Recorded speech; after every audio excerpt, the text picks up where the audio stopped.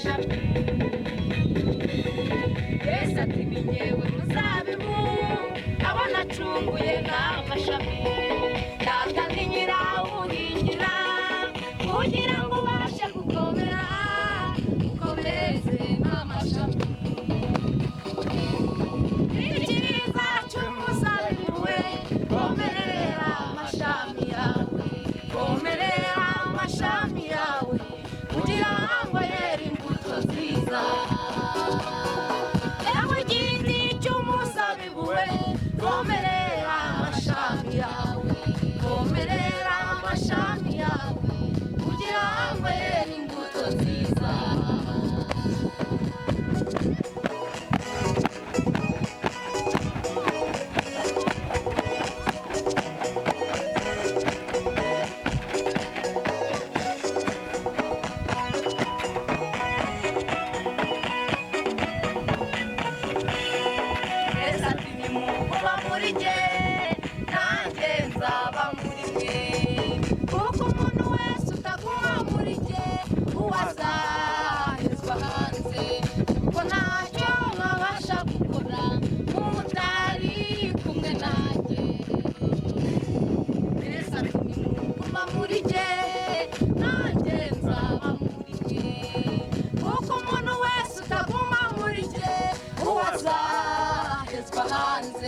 Kuko ntacyo mwabasha gukora mutari kumwe nanjye.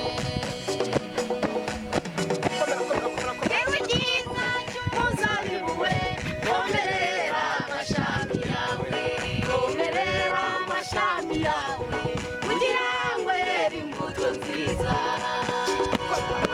Ewe giti cy'umuzabibu we komerera amashami yawe, komerera amashami yawe kugira ngo yere imbuto nziza.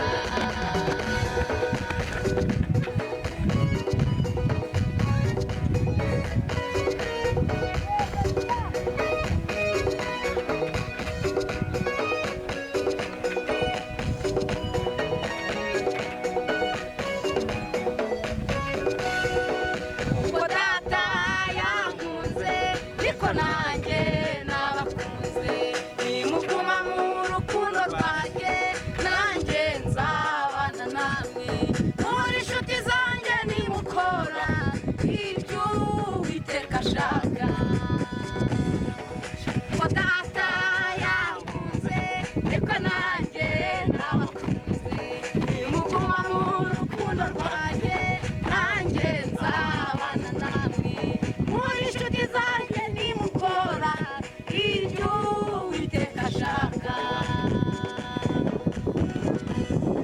Giti cyiza cy'umuzabibu we komerera amashami yawe, komerera amashami yawe kugira ngo yere imbuto nziza. Ewe giti cy'umuzabibu we komerera amashami yawe, komerera amashami yawe kugira ngo yere imbuto nziza. Ewe cyiza cy'umuzabibu we komerera amashami yawe, komerera amashami yawe kugira ngo yere imbuto nziza. Ewe giti cy'umuzabibu we komerera amashami yawe, komerera amashami yawe kugira ngo yere imbuto nziza. Komerera amashami yawe